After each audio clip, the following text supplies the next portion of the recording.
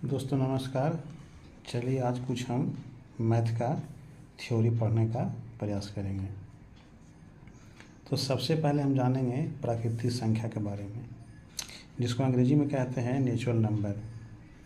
इसकी परिभाषा होती है जिन संख्याओं से वस्तुओं की गणना की जाती है उन्हें प्राकृतिक संख्या कहते हैं। जैसे 1, 2, 3, 4, 5, 6, मैंने इस तरह से हम आगे बढ़ाते जाएंगे। तो ये जो आपका यहाँ पे है, ये जो इस तरह से हम लिखते हैं यहाँ जो लिखा हुआ है ये दर्शाता है इन्फिनिटिव, मतलब हो गया असीमित, यानी इसको हम अधिक से अधिक लिख सकते हैं। अब अगला है दोस्त ये परिमेय संख्या, जिसको अंग्रेजी में कहते हैं रेशनल नंबर। जिन संख्याओं को p/q के रूप में दर्शाया जाता है जहां p और q कोई पूर्णांक हो उन्हें परिमेय संख्या कहते हैं। जैसे में हो गया 5/6, 6/1, 7/2। यहाँ पर क्या है, ये सिर्फ 4 है, यहाँ पे सिर्फ 5 है। आप बोलिए कि p/q के रूप में, जैसे यहाँ पर तो p/q के रूप में होता है कि ऊपर में p के जगह पर 4 हो गया, लेकिन q के जगह पर कुछ भी नहीं है, तो इसके जगह पर हम अपना मान से 1 देते हैं, तो ये p/q के रूप में हो गया। और अगर हम 4 को 1 से भागा देते हैं तो उसमें कोई परिवर्तन नहीं होता, यानी 4 के 4 रह गया और ये परिमेय संख्या भी हो गया। अब इसी तरह से हम चलते आगे अपरिमेय संख्या, जिसको इरेशनल नंबर कहते हैं अंग्रेजी में। जिन संख्याओं को p/q के रूप में नहीं दर्शाया जाता है जहां p और q कोई पूर्णांक हो, जबकि q बराबर नॉट 0, यानी नीचे में 0 यहाँ पे नहीं होना चाहिए, उन्हें अपरिमेय संख्या कहते हैं। जैसे √2, √3, √5, ये पाई, ये सब जैसे अपरिमेय संख्या है। हम इसके नीचे कोई संख्या नहीं ले सकते, इसको भी नहीं ले सकते, यानी सीधा सीधा समझिए कि रूट अंडर जो संख्याएं रहते हैं उसको हम अपरिमेय संख्या कहते हैं। अब बोलिए कि ये तो परिमेय संख्या रूट के अंदर नहीं है, लेकिन फिर इसको आप अपरिमेय संख्या क्यों कहते हैं? लेकिन इसको इसलिए कहते हैं कि इसका वैल्यू जो है से अलग होता है। इसका वैल्यू 22/7 होता है, ऐसा है। अब सम संख्या,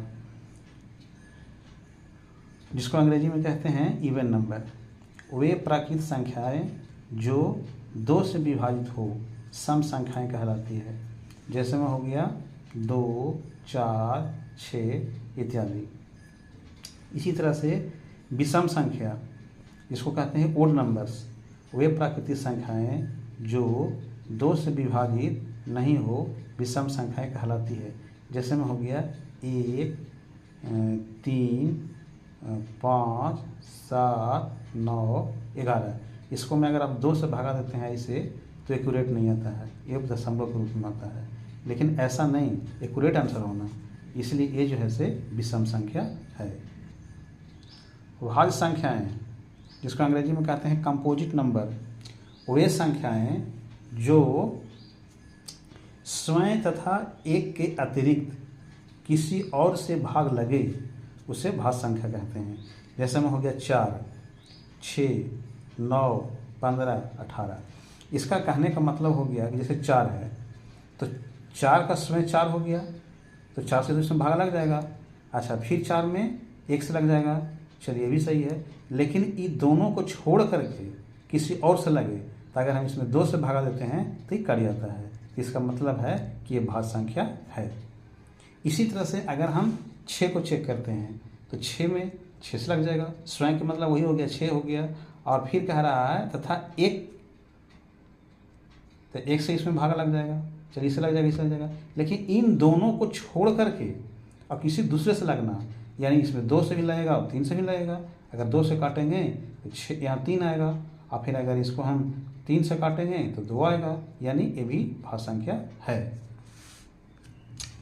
अब हम चलते हैं अभाज्य संख्या, जिसको अंग्रेजी में कहते हैं प्राइम नंबर्स। वे संख्याएं जो स्वयं तथा एक के अतिरिक्त किसी और से भाग नहीं लगे उसे अभाज्य संख्या कहते हैं। 2, 3, 5, 7, 11, 13, 17 इसी तरह से और इत्यादि। अब देखिए, आप अगर इसमें 3 को किसी संख्या से भागा दीजिएगा तो ये तो 1 से लगेगा, 1 से तो सभी संख्या में लगता है, और फिर दूसरा आपको 3 से लगेगा। इन दोनों को छोड़ करके किसी से भी नहीं लगेगा, तो ये हो गया अभाज्य संख्या। अब पूर्ण संख्याएं, जिसको अंग्रेजी में कहते हैं होल नंबर। प्राकृतिक संख्याओं के पहले 0 लगाकर लिखना शुरू करते हैं उसे पूर्ण संख्या कहते हैं। जैसे 0, 1, 2, 3 इत्यादि। अगर हम 0 नहीं लगाते हैं, 1 से शुरू करते हैं, तो ये जो है से वो पूर्ण संख्या ना होकर के प्राकृतिक संख्या हो जाएगा। बस यही फर्क है। अब यहाँ पे आ गया पूर्णांक संख्या, जिसको अंग्रेजी में कहते हैं इंटीजर नंबर। जब पूर्ण संख्याओं को धनात्मक तथा ऋणात्मक चिन्हों के साथ लिखते हैं तो उसे पूर्णांक संख्या कहते हैं। जैसे -5, -4, -3, -2, -1। अब देखिए यहाँ 0 हो गया, और 0 के बाद इसे सब प्लस में है। 1, 2, 3, 4, 5। परिभाषा क्या कहता है कि धनात्मक तथा ऋणात्मक चिन्हों के साथ, और कौन भाई? पूर्ण संख्या को। तब पूर्ण संख्या तो जान रहे हैं, जिसमें 0 हो, 1 हो, 2 हो, 3 हो। और क्या होता है कि धनात्मक ऋणात्मक के साथ लिखते हैं, तो ऋणात्मक इधर हो गया और 0 के दाईं तरफ ये हो गया धनात्मक हो गया। इस तरह से ये हो गया पूर्ण संख्या। वीडियो देखने के लिए धन्यवाद, और अगले हम फिर नया टॉपिक के साथ मिलेंगे। शुक्रिया।